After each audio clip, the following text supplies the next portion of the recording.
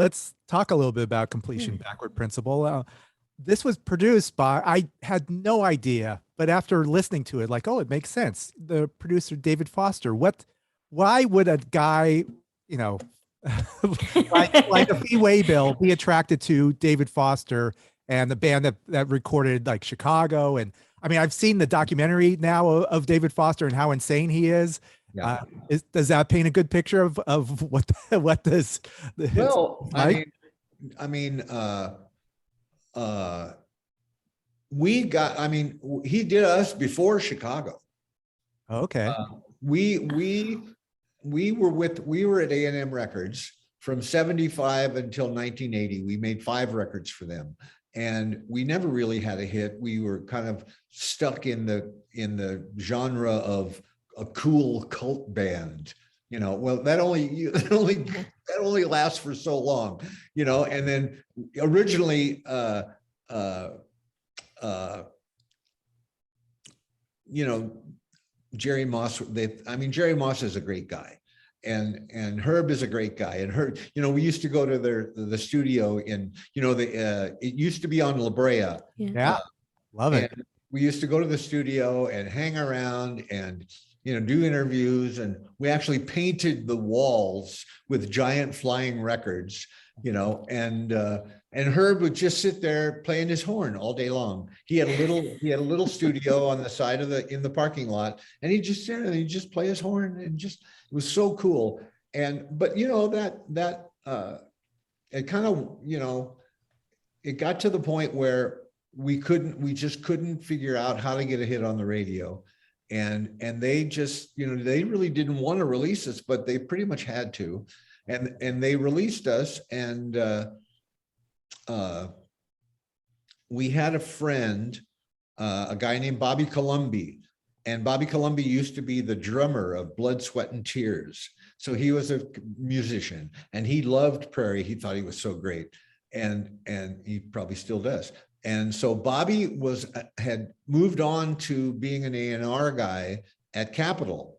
And he said, you know, I think, you know, I can get you a gig at Capitol, but you pretty much need to get on the radio. You need to start selling some records and get on the radio.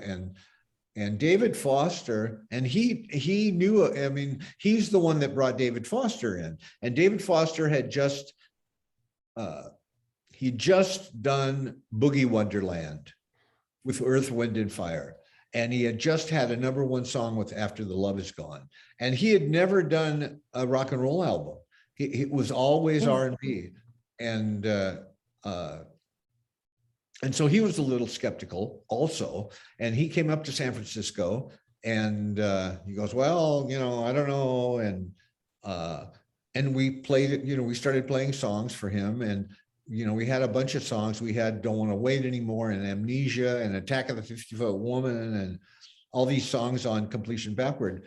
And he thought, wow, this is cool, you know, and he started helping us arrange stuff, and he was a brilliant arranger, and it just all kind of clicked. And we all went, wow, this is great. And then we went to the studio, and we realized, wow, this guy is such a perfectionist. He's not gonna, you know, he's not gonna let anything slide, nothing. And I remember the first vocal I did with him. I'm gonna turn my ringer off. The first vocal I did was Amnesia. It took me a week, you know. I sang 3 hours. I mean, you know, and this was obviously before Pro Tools. This was where you couldn't fly anything in. You couldn't fix anything. You couldn't edit anything. It was all 24 track tape.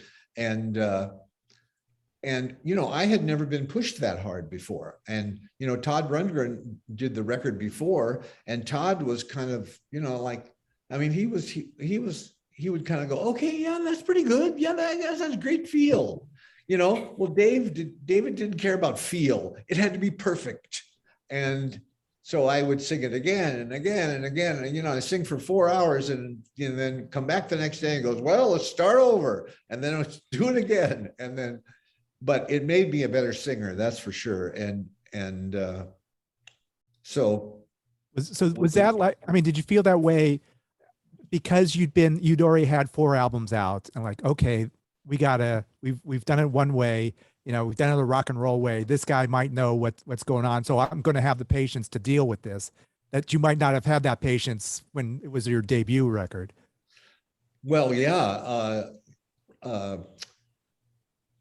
I mean, his reputation preceded him, didn't it? And we all knew that. And we all knew, God, if you can just, if you just do what he says and, it's going to work out. And, I mean, our first album was Al Cooper, and we just didn't know what the hell we were doing. And Al kind of led us through, and then we did an album with Ken Scott, who, had been an engineer on Beatles records. And Ken Scott was, I mean, he really had a feeling for engineering, but as far as producing goes, I mean, I don't think he said 10 words to us the whole time. We'd go do a take, and he'd sit there and we go, well, what do you think, Ken? And he would just go,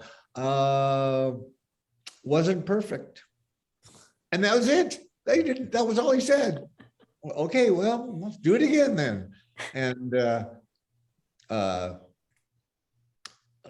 so we really never had, and then the third album was a live album, Pete Henderson, and that was a great album, live in London at Hammersmith Odeon. And then the fourth album was Now, and that was by a producer named John Anthony.